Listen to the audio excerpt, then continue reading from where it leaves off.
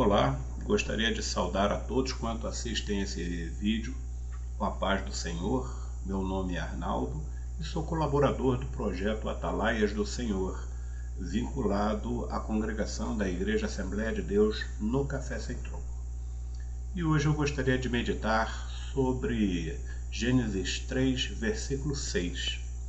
Diz assim o versículo: Quando a mulher viu que a árvore parecia agradável ao paladar, era atraente aos olhos, e além disso desejável para dela se obter discernimento, tomou do seu fruto, comeu e deu a seu marido, que comeu também. Está lá em Gênesis 3, 6. E esse versículo nos traz a história do exato momento em que Adão e Eva, o primeiro casal, as primeiras pessoas, se entregaram à tentação e desobedeceram a Deus, o que trouxe consequências para toda a humanidade até os dias de hoje. Nessa meditação, nós iremos refletir sobre a natureza da tentação, os passos que levam até a queda e como podemos resistir às tentações em nossas próprias vidas. O diabo, após ter comandado, pela sua própria vaidade, uma rebelião, foi condenado e por isso quer levar todos os homens à mesma condenação. Para isso, procura induzi-los ao erro, ao engano e ao pecado. Observe que no caso de Eva, o diabo usou 3 aspectos da característica humana ou da percepção humana, que é o desejo físico, as necessidades físicas, agradável ao paladar, o versículo diz, parecia agradável ao paladar, a questão física. Também a questão emocional, porque ele diz que o fruto parecia atraente aos olhos, algo que chamava atenção, que despertava o desejo. E o intelectual, porque ela diz que parecia desejável para obter discernimento. Na verdade, aqui pesou a vaidade. E ela achou que comendo do fruto seria igual a Deus, se igualaria a Deus. Não é à toa que a Bíblia nos alerta o tempo todo para essas questões. Veja, por exemplo, escrito lá em 1 João 2, 16 e 17, que diz o seguinte: Porque tudo que há no mundo, a concupiscência da carne, a concupiscência dos olhos e a soberba da vida, não é do Pai, mas do mundo. E o mundo passa e a sua concupiscência, mas aquele que faz a vontade de Deus permanece para sempre. E vemos nesse versículo as mesmas questões: a concupiscência da carne, que é a questão física, a satisfação dos prazeres, o hedonismo; o emocional, quando ele fala a concupiscência dos olhos, aquilo que eu vejo e desperta o desejo, que embota a minha consciência e desvia a minha vontade daquilo que é certo.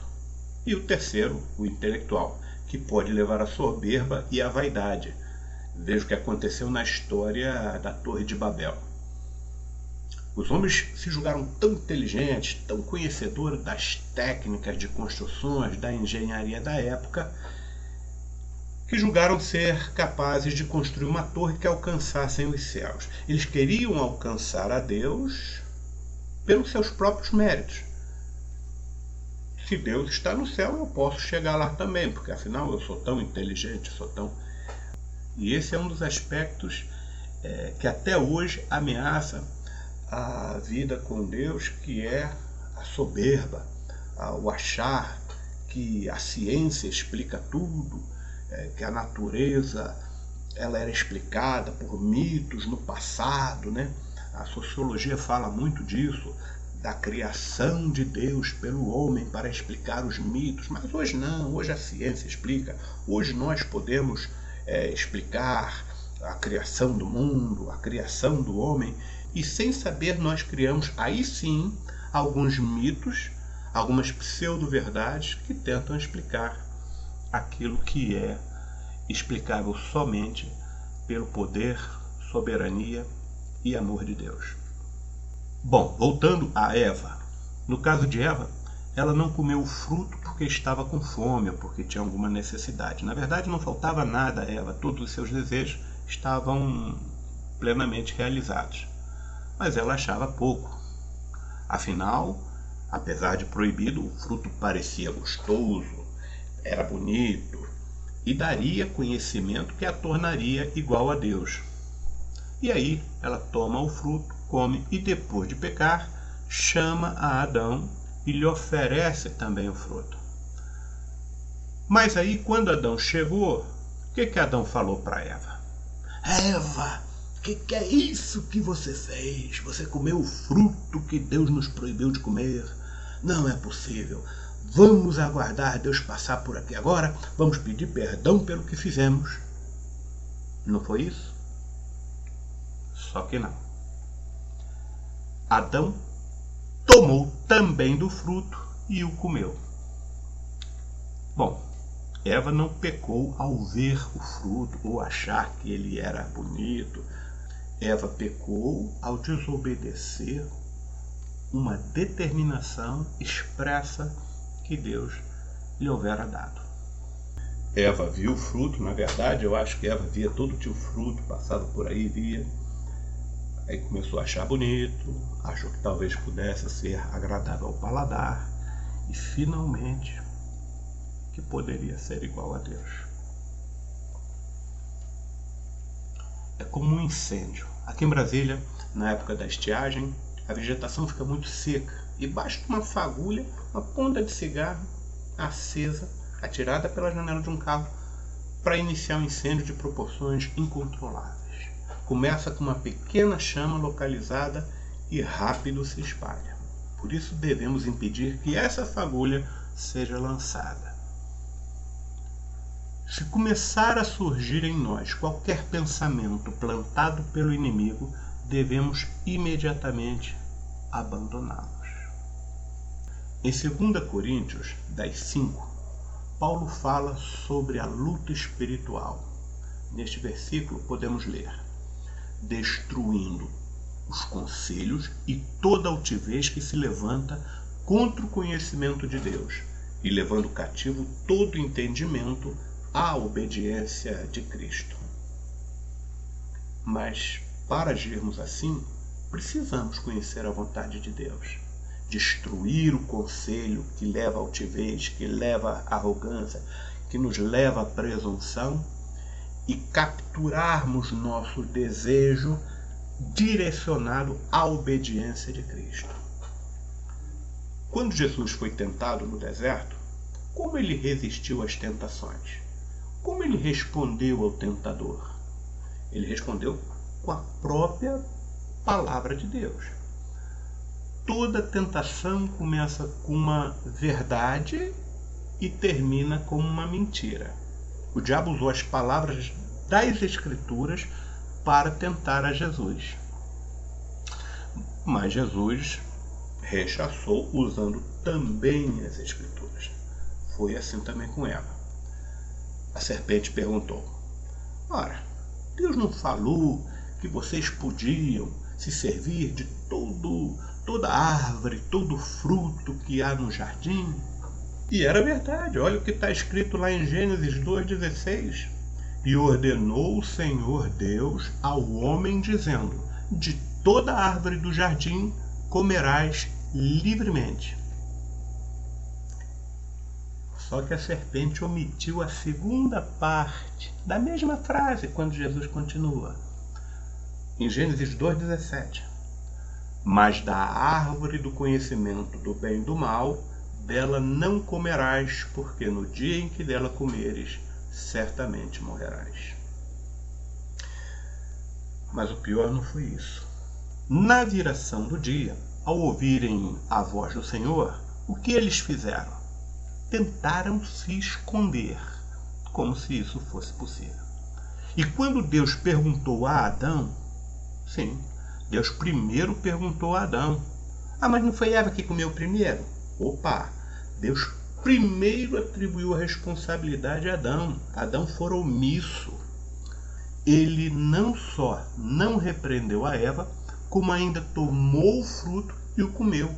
Ele cometeu 2 pecados, o da omissão e o da desobediência.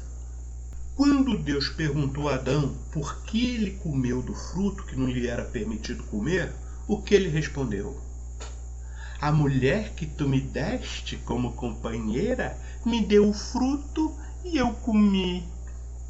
Ora, Adão não assumiu o seu pecado. Ao contrário, tentou atribuir a Deus a responsabilidade pelo seu próprio erro, pelo seu próprio pecado, por sua escolha errada. Ah, foi Eva, essa mulher que o Senhor me deu, que me fez pecar. Ah, então a culpa era de Deus, por ele escolher o caminho errado. É isso que ele quis dizer.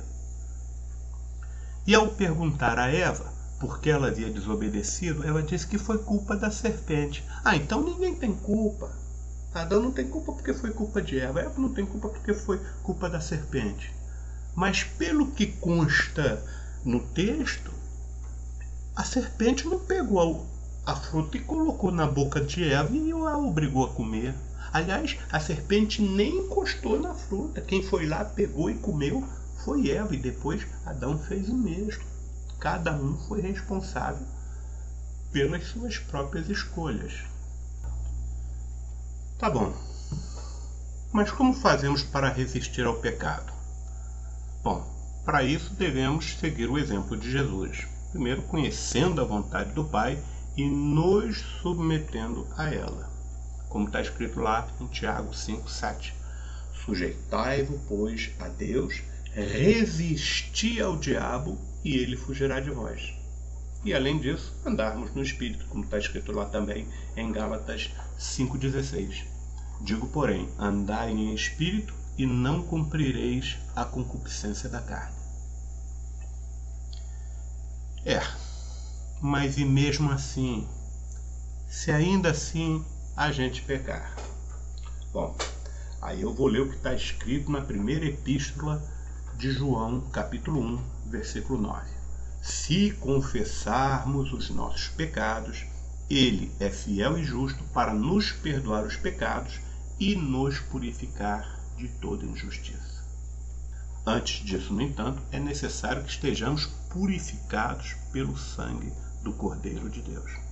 João Batista, quando avistou a Jesus se aproximando, João Batista estava lá batizando às margens do Rio Jordão. Quando viu Jesus se aproximando, apontando, falou: Eis o Cordeiro de Deus que tira o pecado do mundo. Se você ainda não aceitou ao Senhor Jesus, se você ainda não aceitou a Jesus como Salvador e Senhor de sua vida, eu o convido a fazer isto neste momento. Se desejar, deixe o seu nome nos comentários e eu vou orar por você. Que Deus o abençoe.